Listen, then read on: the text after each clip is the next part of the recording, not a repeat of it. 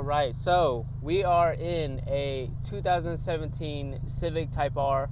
It's my personal owned vehicle and my only daily driver. Should you get a 10th gen Civic Type R in 2024?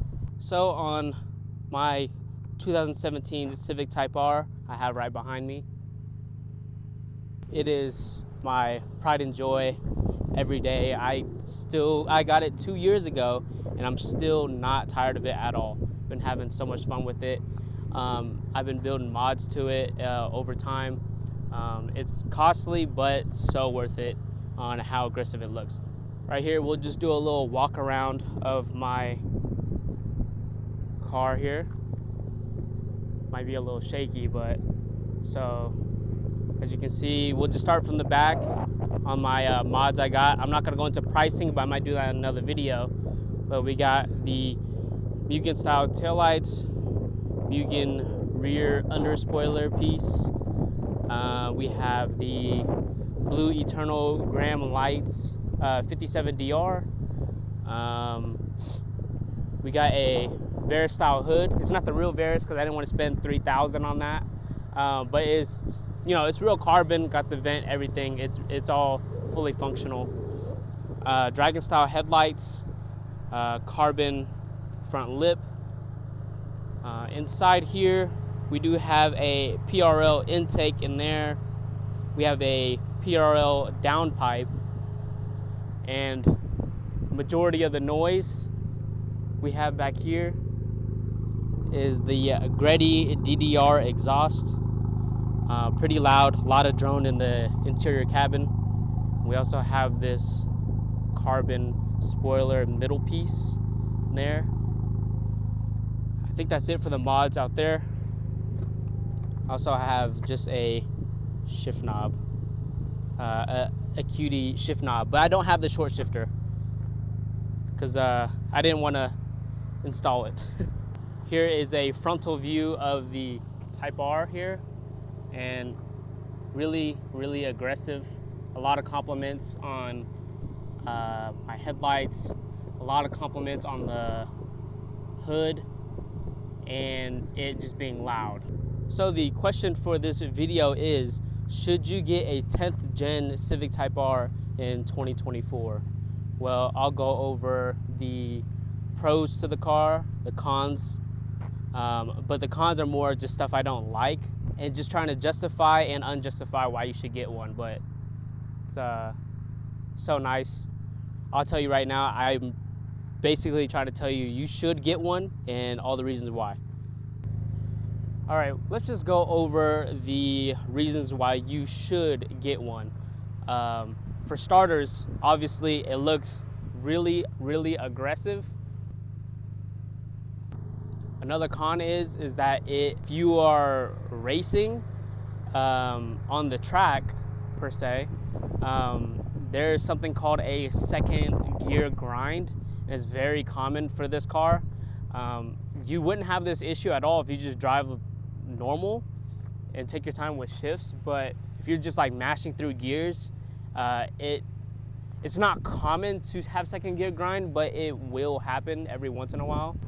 Another con to the car is the way the wheel and tire setup is. So stock wheels come with 20-inch wheels. So obviously with the tire setup, you're gonna be running on pancakes. And what that means is you're going to have a tiny tire and you're going to feel literally everything on the road. If you love the car enough, it wouldn't really matter. But to just fix it all, I went with 18-inch wheels, and then the tires, I have some Continental Extreme Contact DWS 06 Plus, and they are really nice, smooth, all-season tire. I would recommend going down to 18-inch wheels because even with 18-inch wheels, you can feel the road still quite a bit, but nowhere near as much as the 20-inch wheels. There's not a ton of cons to the car in my opinion, because this next part of the video is just gonna be me just glazing the car like crazy because I just love the car so much. Obviously I'm biased, but like I got the car, this is my experience, and the reason why I'm not going to be trading it in unless it's a GTR. So obviously, it's super aggressive, tasteful mods. It's very forgiving. There are some mods where it's a little bit iffy and people will kind of judge you, but overall, it's kind of hard to badly spec the car, if that makes sense.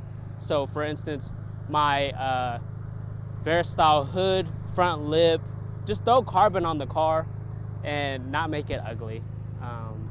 Wheels are forgiving, just don't make the colors clash too much and you should be fine. Another pro is, I wouldn't say this is a fast car, fast as in, you know, Hellcats and shit, but it is a quick car. I'll say it's a quick car for sure. So like if you had a entry car, like a regular traffic car that has 150, 200 horsepower, and then you move to this, you'll definitely be smiling. It's very fun. With a few mods, you can make some decent power.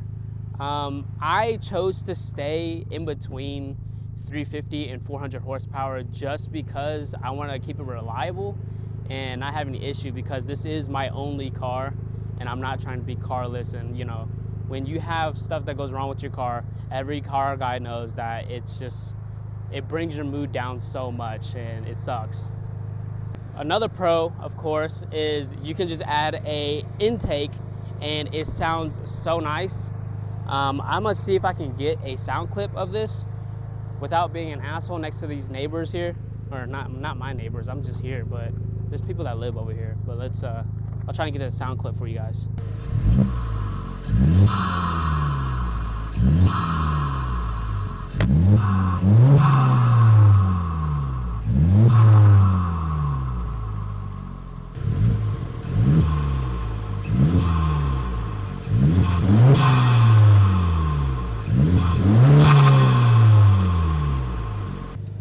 All right, and of course, I'm gonna go ahead and get you an exhaust sound, just because why get an intake sound when obviously you wanna probably hear what the back sounds like.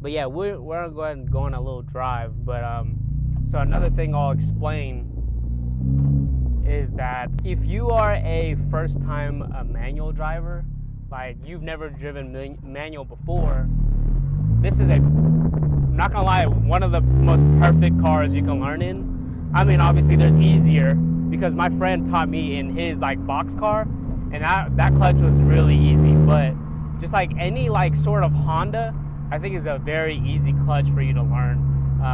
This being my very first manual car, I mean, I picked it up in a day. So, of course, training beforehand.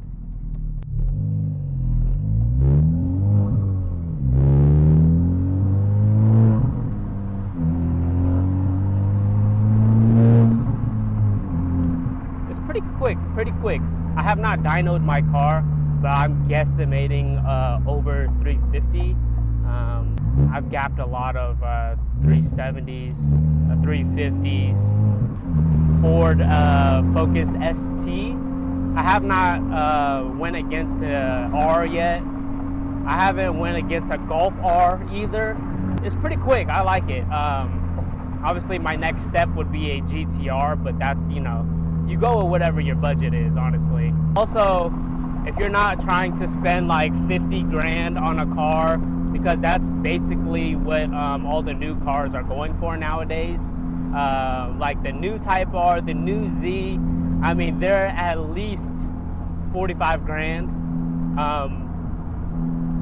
Sometimes they're lying on their website and they'll add another like 3K markup. And then even after you buy it for said price, you still got taxes on top of that. So the tax is another 4 grand, 3 grand at least. So I mean, current 10th gen Type R's, they went down in price actually a little bit for. I'm starting to see them go for like 35 grand, 36 grand. Some even lower, but you gotta be careful with the where the title is sitting at, aka if it's a rebuild or if it's salvage title. Be careful. Make sure it's a clean title. Everything, no wrecks reported. Even if they say it's minor stuff, you just never know what kind of like internal damage there is, and then it costs you more money on top of that, even though you already had it set budget. I would say get a between 2017 to 21 Type R 10th gen.